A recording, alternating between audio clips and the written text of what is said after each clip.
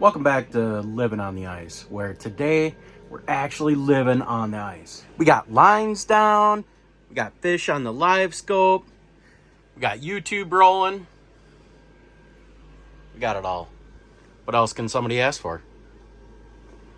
Thought you guys would enjoy a nice tour of my shack, explain a little bit, kind of my goals of building this and what I wanted to accomplish, and share it with you. So probably my main goal, or a couple of my main goals building this shack is one, I wanted to be generator free. I didn't like toting around a generator. They're noisy. You're having to fill with gas, or you bring an extended gas tank with. It's just a pain, loud, annoying. I don't like it. But the one thing, it's expensive to not have a generator. I will say that. It's not for everybody, but it's what I wanted. Second thing I wanted in this shack is I really wanted something that could be my portable. I wanted something that's quick enough to drop down, set up, and that I can run and gun with people in hubs or flip overs, whatever the case may be. And it doesn't take me that much. They're not waiting on me. So that was primarily my main goals. And then just be comfortable. One of the things I had to have was a little bathroom. But let's get this tour started. And I'll start with the inside. We'll finish up on the outside.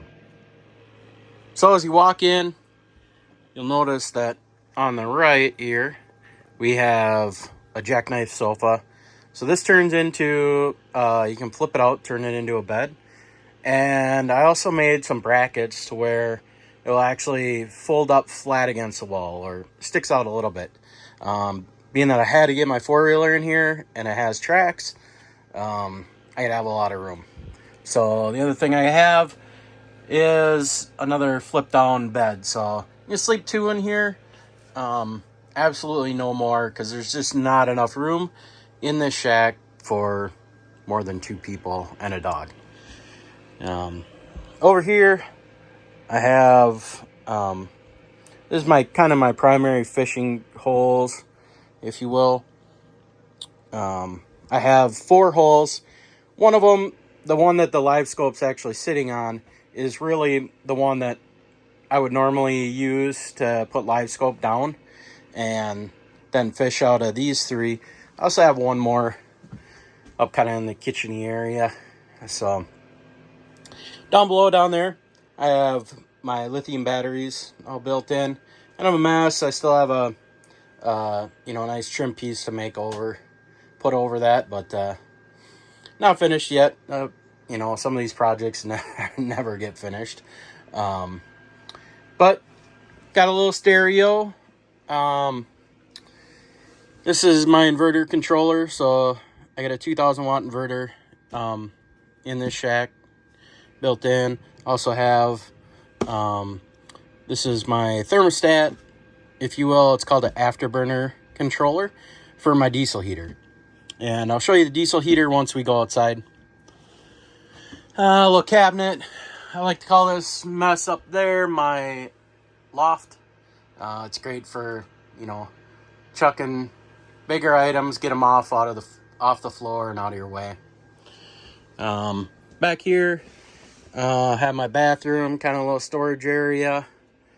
Can, hang a bunch of stuff.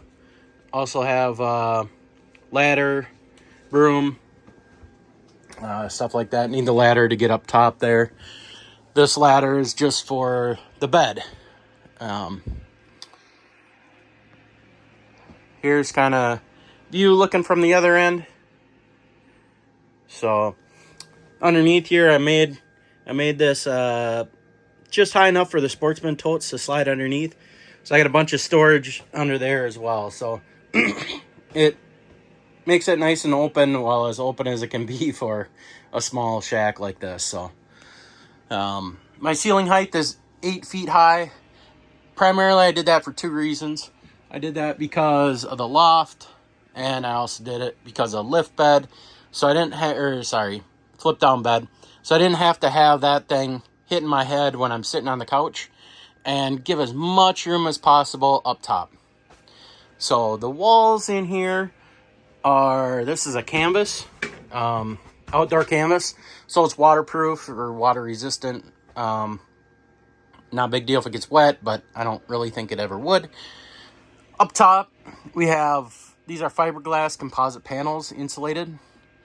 And actually underneath here, my floor is actually the same panels. The walls in this shack are a 2x3 construction with pink foam in between.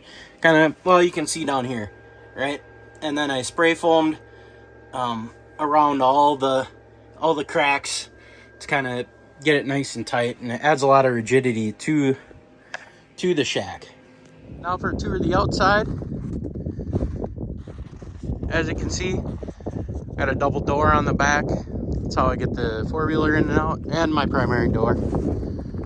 And I have electric jacks, 3 electric jacks on this. And they're actually like a high-speed jack.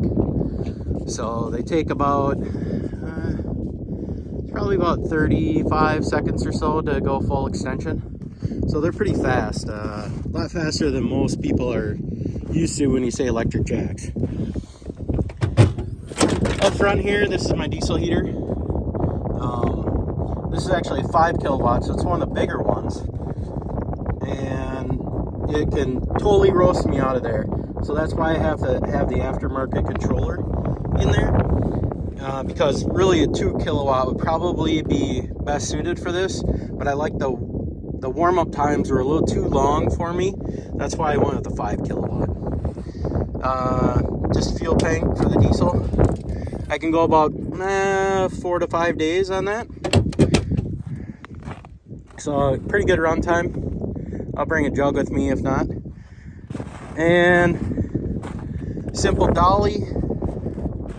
And then I also made my own skis. So I'll give you a quick rundown on those. So the bottom of them is a UHMW. And then I actually have 2 1.5-inch strips along the bottom, and that helps keep this ski straight. One other thing, couple of things to point out here is, if you see, I have a nice arch along here. A lot of the skis that are manufactured I really don't care for, because they have a very sharp edge on the front and don't get up on top of the snow. They kind of plow a little bit. This has a really nice arch and it gets up on top of the snow really nice. You can see I also have a nice little kick right on the back side there, and that is actually for backing up. A lot of the skis manufactured have a straight tail on them, and they're kind of difficult to back up. You'll just go right out of they'll grab the snow and plow, where I can back up just a little bit, not much, but a little bit. Isn't necessary. Nah, I wouldn't sell skis because of that. But beneath that UHMW, I actually have 1/8-inch Baltic birch plywood. And then I have another layer of 3/8 plywood, or maybe that's 1/2 inch, that's datoed into the 2x6s. And just normal 2x6s, a 2x3 for a wheel stop.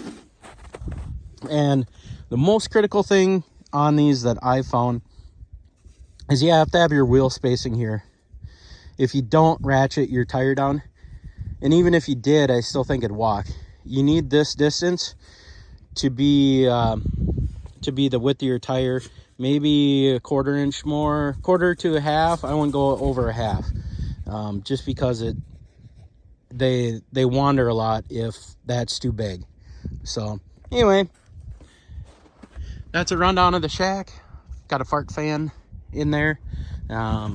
One kind of cool thing that most people don't ever see is my spare tire carrier. Actually, you see, rolls around. I actually have it on a hub. Yeah, there you go. So I got that on a wheel hub, and in case I ever have an issue with some bearings or something, I can quick pull off the tire, pull off the hub, slap it on, and I'm good to go. So this frame I originally built it to run hydraulics.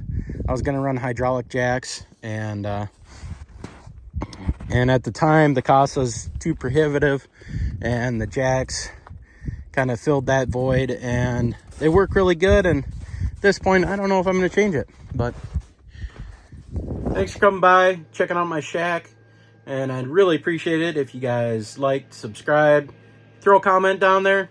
It helps out a lot. Appreciate it. Have a good one.